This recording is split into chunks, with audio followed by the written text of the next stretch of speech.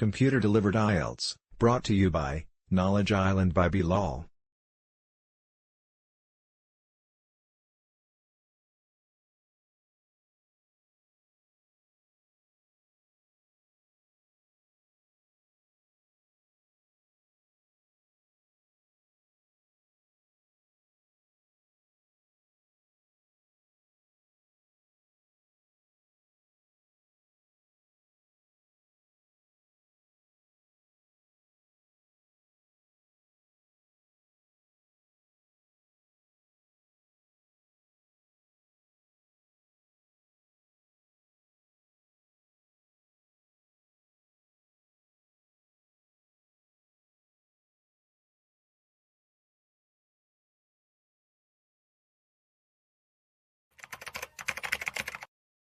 Before we continue, please subscribe to our channel, and press the bell icon to get more updates. You will hear a number of different recordings, and you will have to answer questions on what you hear. There will be time for you to read the instructions and questions, and you will have a chance to check your work. All the recordings will be played once only. The test is in 4 parts. Now turn to Part 1.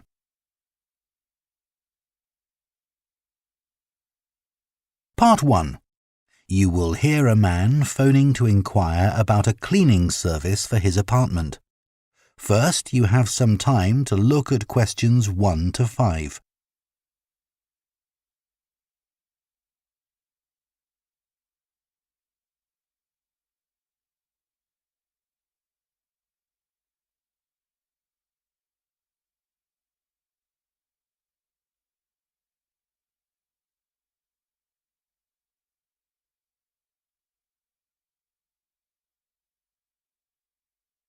Now listen carefully and answer questions 1 to 5. Hello, Easy Life Cleaning Services, Jacinta speaking. Oh, hello. I'm looking for a cleaning service for my apartment. Do you do domestic cleaning? Sure. Well, it's just a 1-bedroom flat. Do you have a basic cleaning package? Yes, for a 1-bedroom flat, we're probably looking at about 2 hours for a clean. So we do a thorough clean of all surfaces in each room and polish them where necessary. Does your apartment have carpets? No, I don't have any, but the floor would need cleaning. Of course, we do that in every room. And we do a thorough clean of the kitchen and bathroom. Okay. Then we have some additional services which you can request if you want. So, for example, we can clean your oven for you every week. Actually, I hardly ever use that. But can you do the fridge? Sure. Would you like that done every week? Yes, definitely. And would ironing clothes be an additional service you can do? Yes, of course. It wouldn't be much, just my shirts for work that week. That's fine. And we could also clean your microwave if you want. No, I wipe that out pretty regularly, so there's no need for that. We also offer additional services that you might want a bit less often, say every month. So, for example, if the inside of your windows need cleaning, we could do that. Yes, that'd be good. I'm on the 15th floor, so the outside gets done regularly by specialists, but the inside does get a bit grubby. And we could arrange for your curtains to get cleaned if necessary. No, they're okay. But would you be able to do something about the balcony? It's quite small and I don't use it much, but it could do with a wash every month or so. Yes, we can get the pressure washer onto that. Before you hear the rest of the conversation, you have some time to look at questions 6 to 10.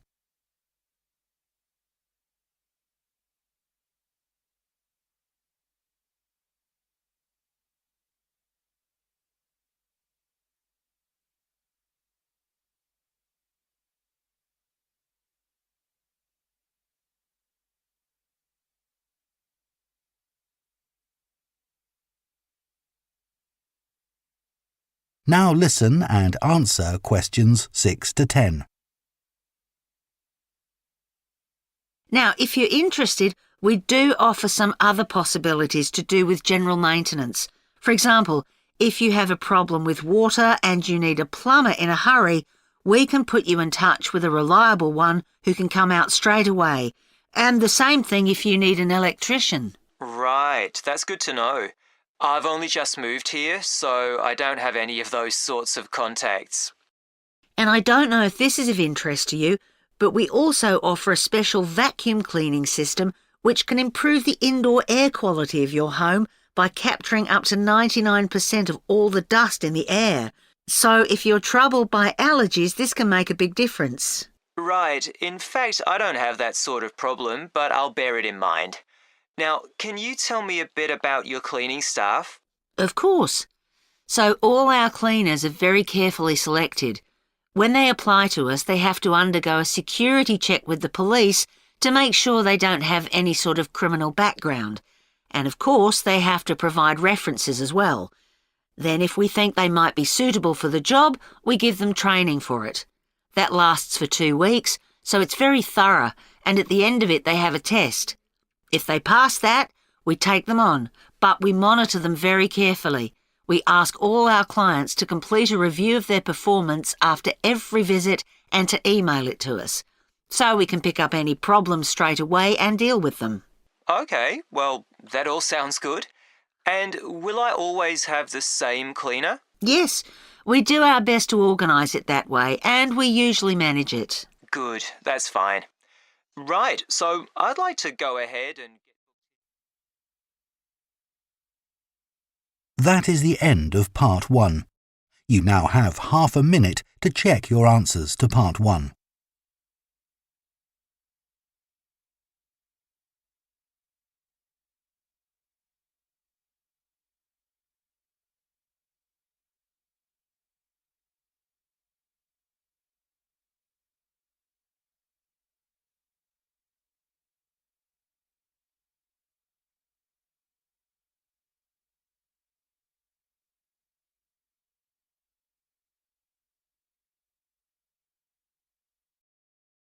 Part 2.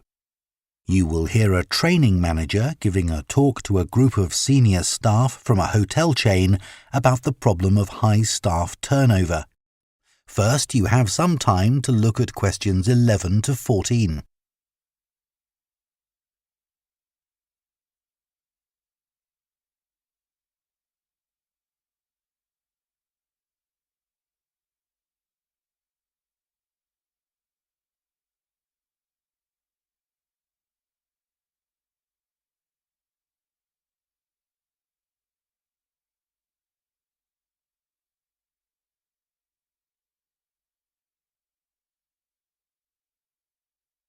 Now listen carefully and answer questions 11 to 14.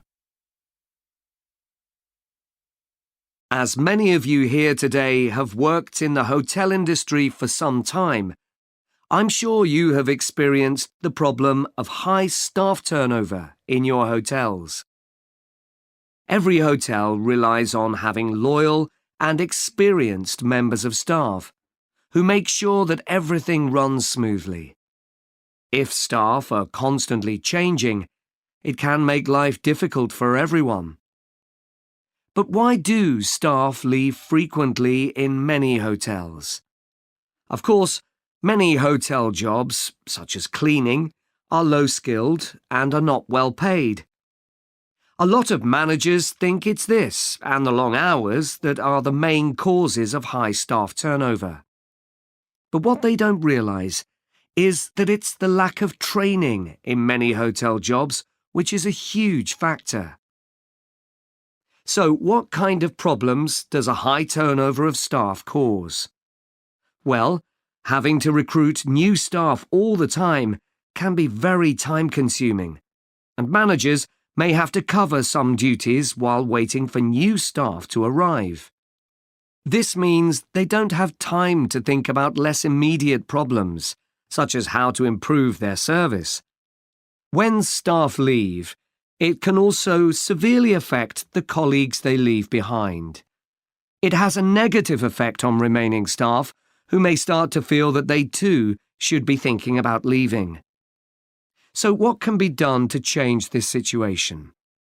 Firstly, managers should stop making basic errors which leave their staff feeling upset and resentful.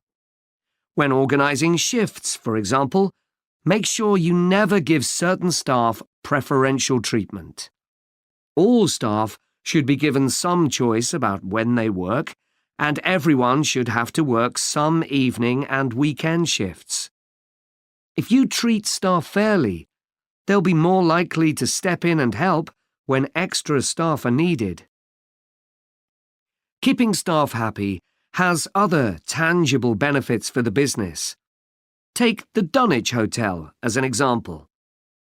It had been experiencing a problem with staff complaints, and in order to deal with this, invested in staff training and improved staff conditions.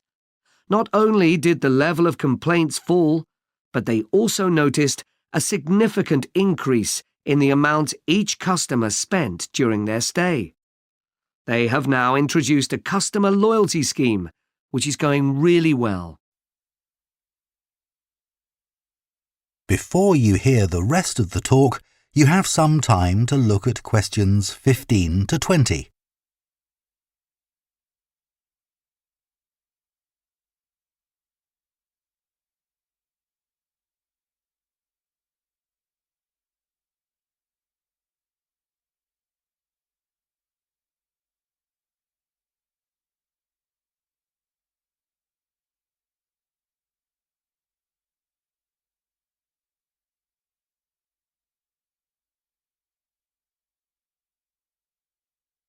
Now listen and answer questions 15 to 20.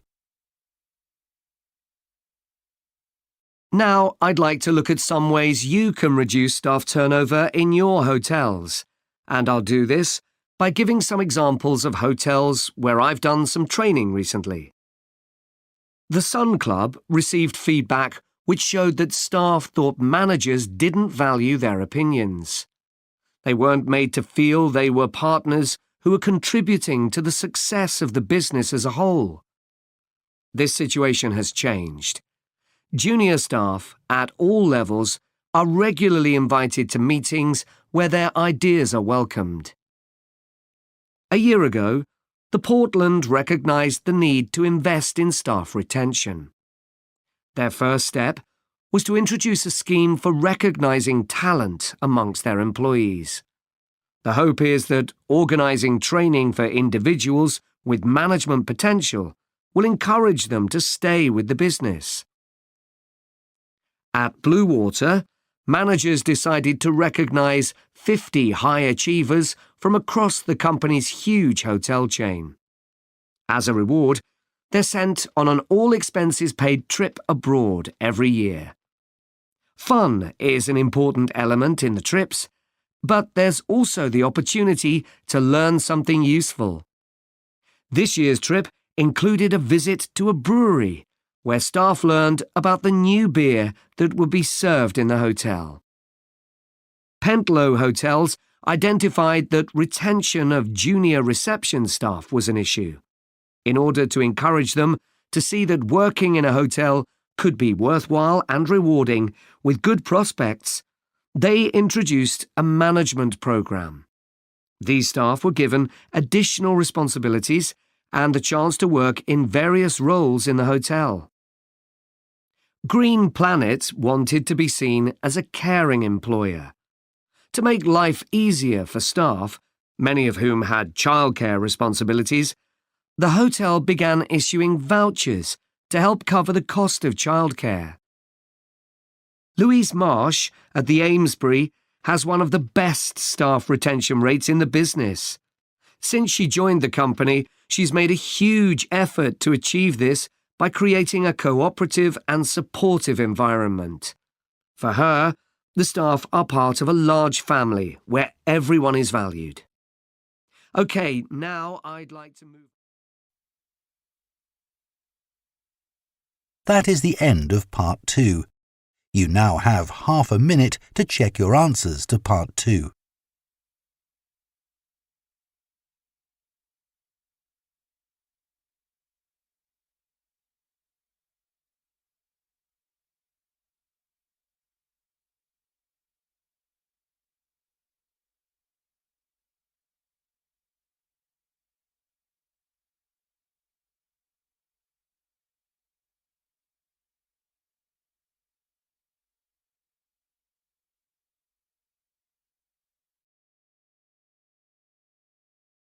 Part 3. You will hear two students called Jean and Thomas discussing their sports science course. First, you have some time to look at questions 21 to 24.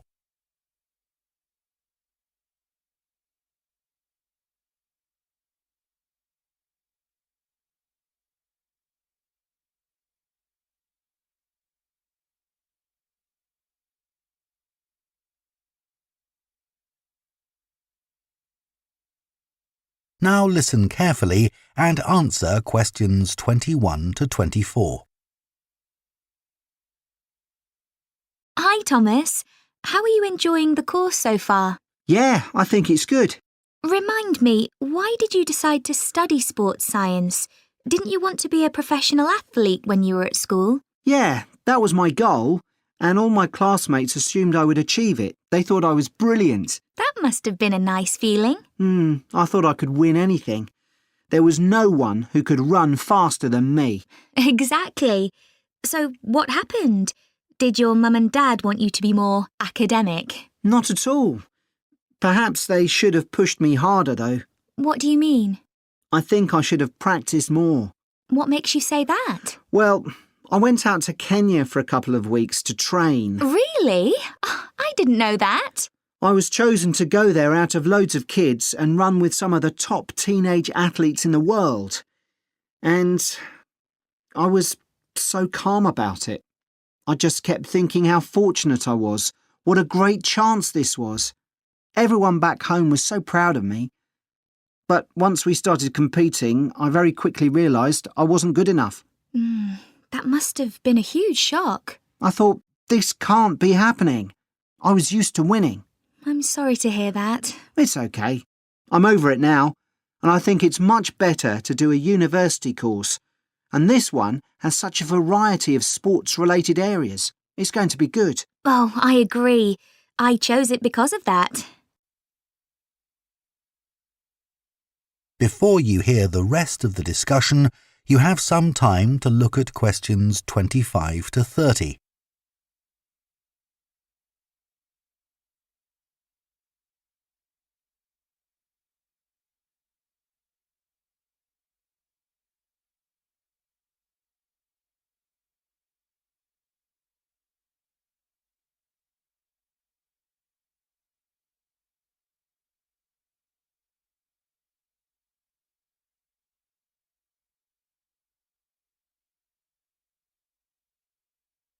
Now listen and answer questions 25 to 30.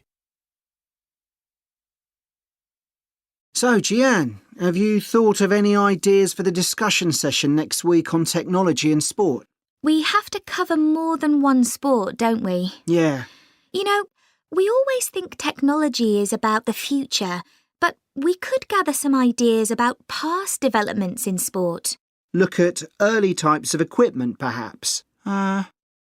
I remember reading something about table tennis bats once, how they ended up being covered with pimpled rubber. 'Cause they were just wooden at first, I'd imagine. Yeah. In about the 1920s, a factory was making rolls of the rubber in bulk for something like horse harnesses.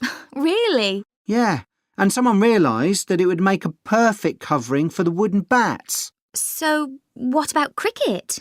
That's had a few innovative changes. Maybe the pads they wear on their legs? I don't think they've changed much, but I'm just looking on the internet.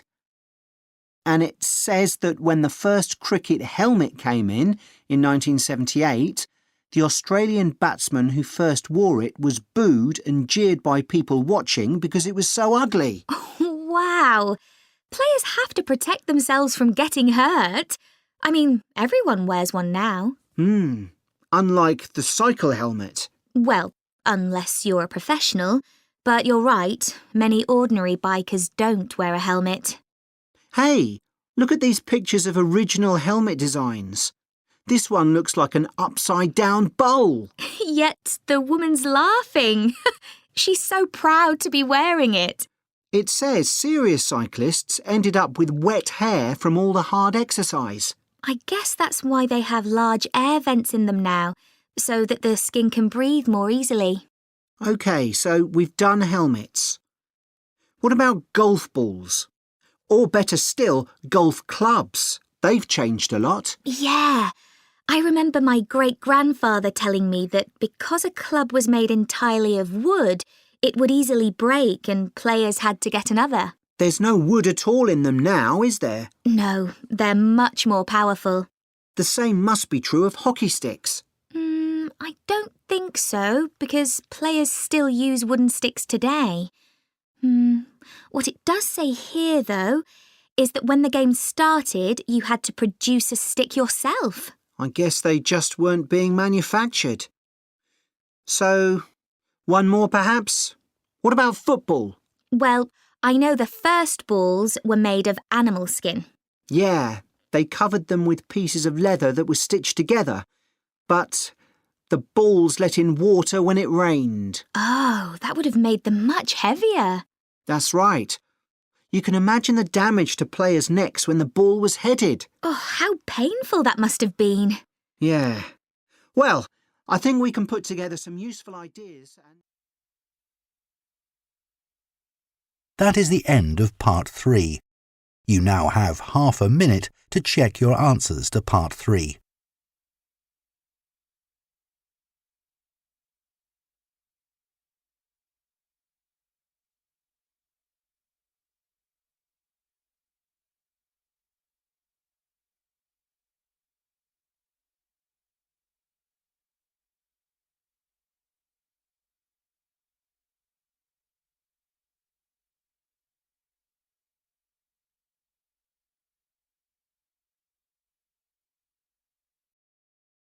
Part 4. You will hear a presentation by a food science student about the production of maple syrup. First, you have some time to look at questions 31 to 40.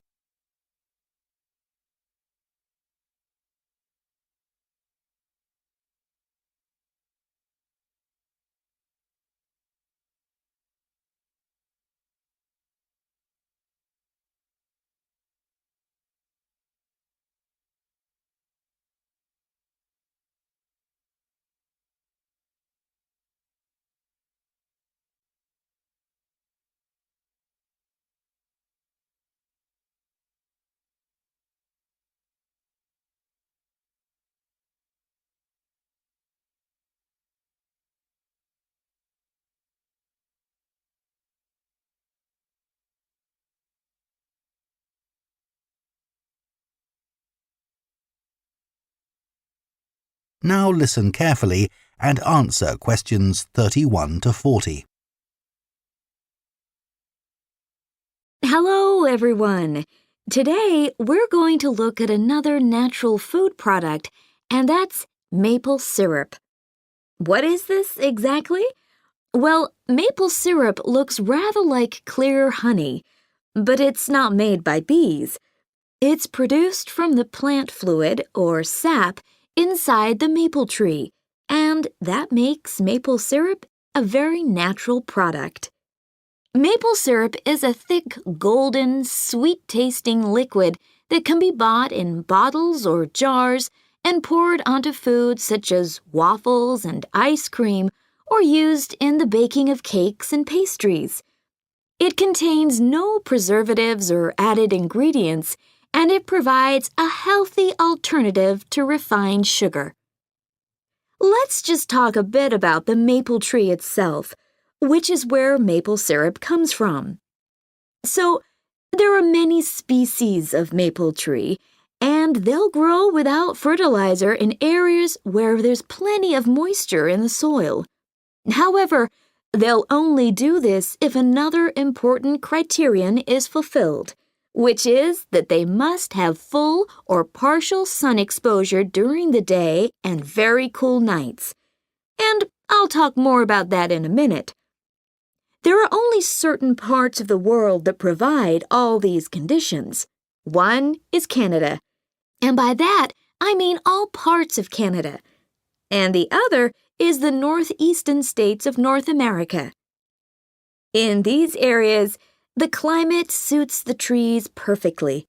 In fact, Canada produces over 2/3 of the world's maple syrup, which is why the 5-pointed maple leaf is a Canadian symbol and has featured on the flag since 1964. So, how did maple syrup production begin? Well, long before Europeans settled in these parts of the world, the indigenous communities had started producing maple sugar. They bored holes in the trunks of maple trees and used containers made of tree bark to collect the liquid sap as it poured out. As they were unable to keep the liquid for any length of time, they didn't have storage facilities in those days. They boiled the liquid by placing pieces of rock that had become scorching hot from the sun into the sap. They did this until it turned into sugar, and they were then able to use this to sweeten their food and drinks. Since that time, improvements have been made to the process, but it has changed very little overall.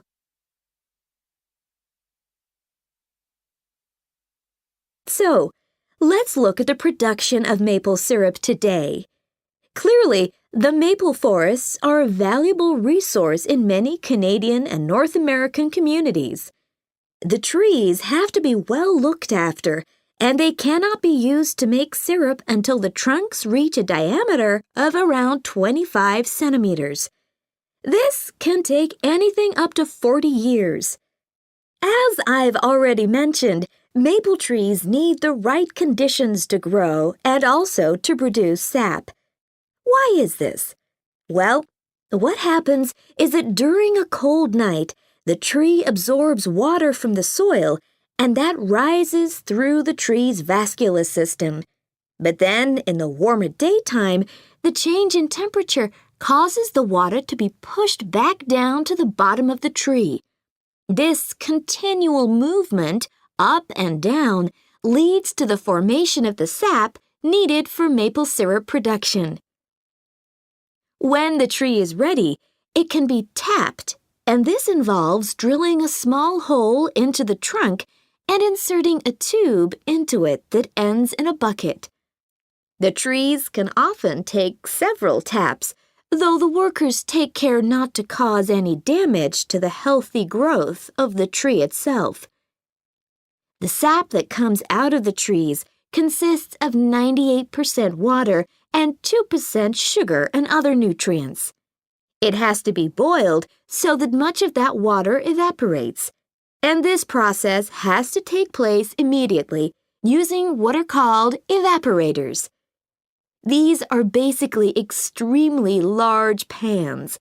The sap is poured into these. A fire is built, and the pans are then heated until the sap boils. As it does this, the water evaporates and the syrup begins to form. The evaporation process creates large quantities of steam, and the sap becomes thicker and denser, and at just the right moment, when the sap is thick enough to be called maple syrup, the worker removes it from the heat. After this process, something called sugar sand has to be filtered out, as this builds up during the boiling and gives the syrup a cloudy appearance and a slightly gritty taste. Once this has been done, the syrup is ready to be packaged so that it can be used for a whole variety of products. It takes 40 liters of sap to produce 1 liter of maple syrup, so you can get an idea of how much is needed. So that's the basic process. In places like Quebec, That is the end of Part 4. You now have 1 minute to check your answers to Part 4.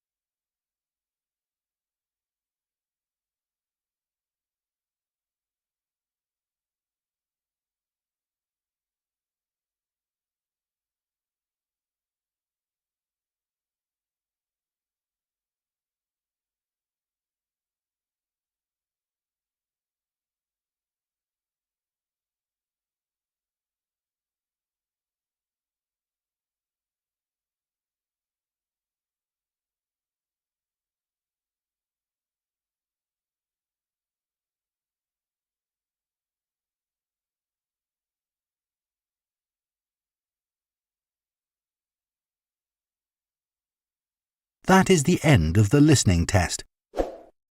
Don't forget to comment, like, and share our video.